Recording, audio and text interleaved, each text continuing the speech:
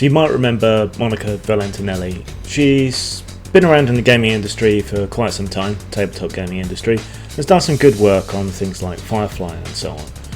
I had to bring her up a while back when she was hiring for work at the company that she worked at, and sent out a blatantly sexist advert basically saying, well, we want women basically, and we don't want anybody else, and you can apply, but nah, we don't want you. Obvious double standard, especially for someone who claims to be wanting equality, etc. in the gaming industry. So yeah, that was a bit of a problem. So she recently penned this big article which is doing the rounds, which is called "We Have Always Been Here, Motherfuckers." Now most of it's harmless. It's your bog standard gamers, nerds, hero's journey. You know, aspects of my life were shit. I escaped into games, comics, books, whatever. I found a place there that accepted and understood me. And that's all great.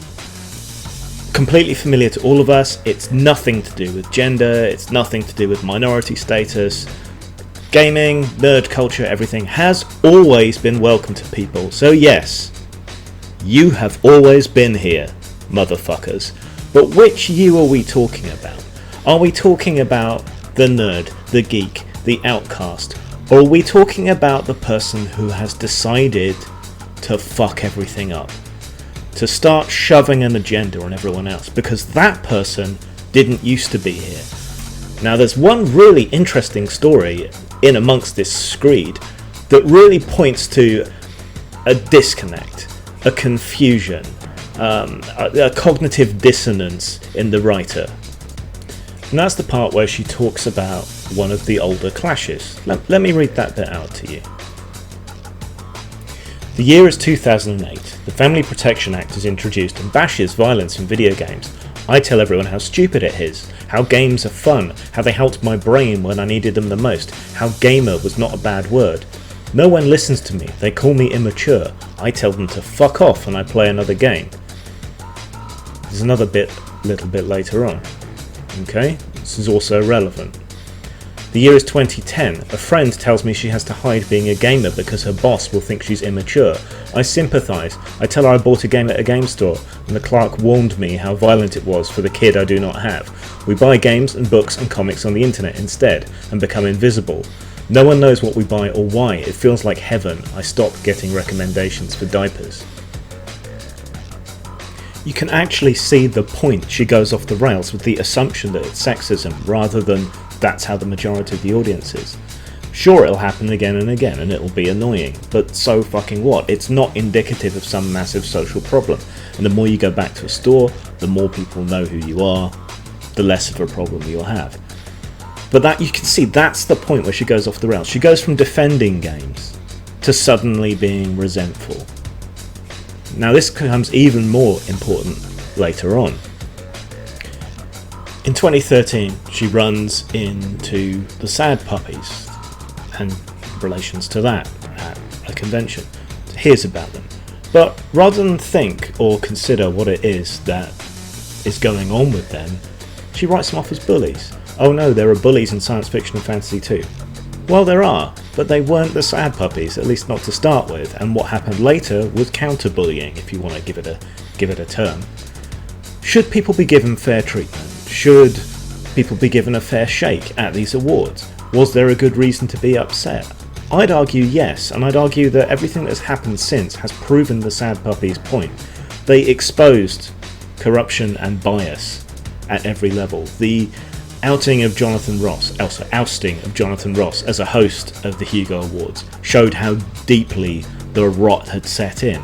Now everyone seems to be departing to Dragon Con, which is a good thing. I think the Hugos can just fade into fucking irrelevance with their desperation to be taken seriously as some kind of literary award. And guys, literature is never gonna fuck you. Give it up. But you can see there that initial problem that started to creep in is now getting worse. It's assigning people the term bullies rather than listening to what they have to say and considering their problems.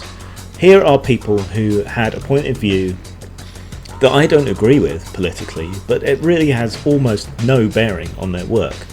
Shouldn't work be considered as work, as what it is? That's what I would argue. But no, they were not being listed, they were being voted off. And why? Because of their work? No, there seems to be a kind of retroactive excuse. Oh, we just think your stuff's shit. But that doesn't seem to be the case, at least not popularity-wise. Many of them sell very well. So why were they not appearing on the ballots? Why were they not being voted for? It appears to have been political. And you see the way in which the slates, to try and counter that, galvanised resistance, the no awarding and so on. I think that exposes who the bullies are in that instance. And it's not the sad puppies. Sure, we can all agree Volk's Day is a massive fucking bellend, but that doesn't necessarily mean that he or the other sad puppies are wrong about this one thing. But it gets worse. Here's what she says about Gamergate. The year is 2014, hashtag Gamergate, hashtag not all men. I roll my eyes and do not take it seriously at first. I see the ignorance and I ignore it. The fires do not die down. Many women are getting death threats for making games and no one is taking them seriously. It sounds familiar. They're told to suck it up, be silent, take responsibility. They just stand up to trolls on a platform they don't own. I know how badly words hurt. I want to give them nicer ones, but I can't. I don't know how. Days later, some asshole on the internet says women don't play games. Weeks later, all my years of advocacy for gaming have been annihilated by a guy who wants to get revenge on his girlfriend. I am so very angry. I make more games because I love to do it. It takes me twice as long because I want to do the best job I can. I wish I was smarter. I wish I had more empathy. I wonder if I'll ever own a puppy. I can't look at them. My partner goes to the emergency room. He survives. We seem to be conflating a bunch of things there, but let's deal with the ones that matter. Yes, hashtag Gamergate, and yes, hashtag not all men. Yeah, you didn't take it seriously and that was a mistake, the same mistake you made with the sad puppies, because underneath the bullshit that gets spread about both these things, there are real issues. There genuinely is and was corruption and problems in games and in literary awards in science fiction. But let's concentrate on Gamergate. There really were problems. Huge problems. There were people doing favours for each other. There was native advertising hidden away. There was cash exchanged for reviews. All sorts of issues. Not to mention the censorship, which was the other big issue. See, you were against that earlier. Against games being written off because they were violent. Is it different somehow because they're sexual?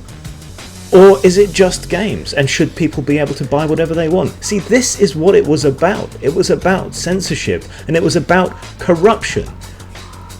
Do women get death threats? Yes, lots of people get death threats. Everyone gets death threats. Barely a week goes by that I don't get some kind of death threat from some jumped up social justice warrior wanting to earn some points somewhere. It's not unique, it's not different, and to treat you as special or different because you happen to have a vagina is benevolent sexism. There's studies on this, that if you remove benevolent sexism, you're seen as sexist. So when you actually treat someone as an equal, when you think that they can stand up for themselves, when you think they can be just as strong as you are, somehow, because they have ovaries, that's sexism. Well, it isn't. That's equal treatment. This is what equality looks like. It's not pleasant, is it? No, guys put up with a lot of shit that you are normally insulated from. Grow the fuck up. Grow a pair. I think women can take it. I think they can stand up alongside men. If this is a problem, it's a universal problem, but I don't see a way to solve it without fucking up the free internet and fucking up people's free expression. And that's the fucking issue. Yeah, lots of people got death threats. A lot of them were fake. None of those death threats, as it happens, were actually managed to be associated with Gamergate. I'm sure there were some, but there was none that was successfully done. But you look at the other side, especially now we've got the leaks from the Crash Override Network and the Zack Attack honey trap, you can see that there really was genuine fuckery going on the other side. Collusion, corruption, abusive positions of power, abusive contacts at Twitter and elsewhere to try and fuck people over. There's been industry blacklisting, there's been all sorts. Your ire is directed 180 degrees from where it should be directed. There were real problems, and Gamergate did a huge amount to address those problems. Sites were forced to enact or enforce their ethical policies, native advertising was labelled, lots of problems have been exposed, censorship was fought on several occasions. Women in the industry were helped a massive amount because Gamergate swept in and helped out a project that the person who kicked it all off had sabotaged. loads of money to charity, and a voice for people that had been accepting and been overrun. You see, this is the problem. The attacks used to come from outside, like you were talking about earlier when you were pointing out that people saying that games are violent were full of shit. Well, people saying games are sexist, that everyone involved is a troll and a misogynist, those people are full of shit as well. But this time it's coming from inside. It's coming from people like you who are hypocrites, who cry out for equality, and then put out an advert for a job saying women only. Do you want to be equal or do you want to be special? Make up your fucking mind, would you? Please? The people who were always here are the people who appreciated the space in which they found themselves. The nerdosphere, for want of a better word. They were people like you who were hurt, who needed aid, who needed comfort, who needed an escape, who needed somewhere safe where they could be themselves. And the people who threatened that were outside. They were the Pat Pullings. They were the people who went after comics. They were the people who went after games, role-playing games. They were the people behind the Satanic Panic. They were the people that went after heavy metal. But they were always outside. And what's different now is it's people inside who've swallowed that particular flavour of Kool-Aid. It's people like you. I'm sorry to say. Yeah, do you want this place to be the one that welcomed you in and accepted you as you were? Do you want it to be that welcoming space where nobody cared who or what you are, so long as you liked Star Trek, as long as you could name 5 Thundercats? Do you want it to be that space, or do you want it to be a space in which people are hyper aware of your race, of your gender, of your sexuality, of your sexual identity, and everyone is walking on eggshells the whole time and no one is free to have fun? And when you create something, you have to jump through a dozen hoops, or you get a steaming mass of social justice warrior fuckwits descending upon you. Because it's not the people who are fighting back against people like you when you overstep the bounds that are causing the problem here. It's not those people. Those people are trying to defend that. And it's not old-fashioned and it's not reactionary, because it was already welcoming, because you were always here. You were always here, and you were welcome. And everyone's welcome so long as they love this space. But you don't seem to love this space anymore. If you loved it, you wouldn't try to change it. What was it about this space that you loved, that you wanted to be a part of, that you wanted to be involved in? And why would you want to change that? What kind of person goes into a place and says, wow, this is a wonderful, beautiful, mind-altering, amazing place that you have here. I've never felt so at home, I've never felt so at peace, I've never felt so wonderful, I've never seen such wonderful things. Let's change all of it. What sense does that really make, Monica? What sense? Now, when I tried to talk about this when it started being shared on Facebook, who should pop up but Gareth Michael Skarka? Gareth's main purpose in life at the moment seems to be to make me not feel so bad that the Gore Kickstarter has slipped so much, because his Far West Kickstarted project is so far behind. It's probably ahead by a few millennia. It's so far behind it's travelled backwards in time.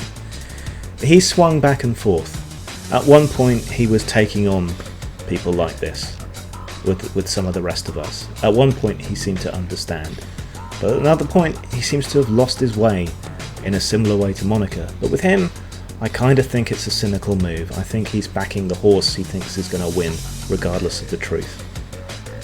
And he won't listen.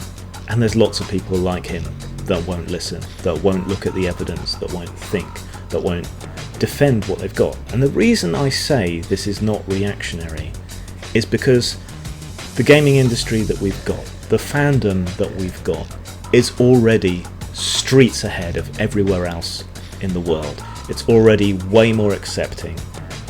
It's already way more open. It already doesn't really care who or what you are, so long as you love what you do here.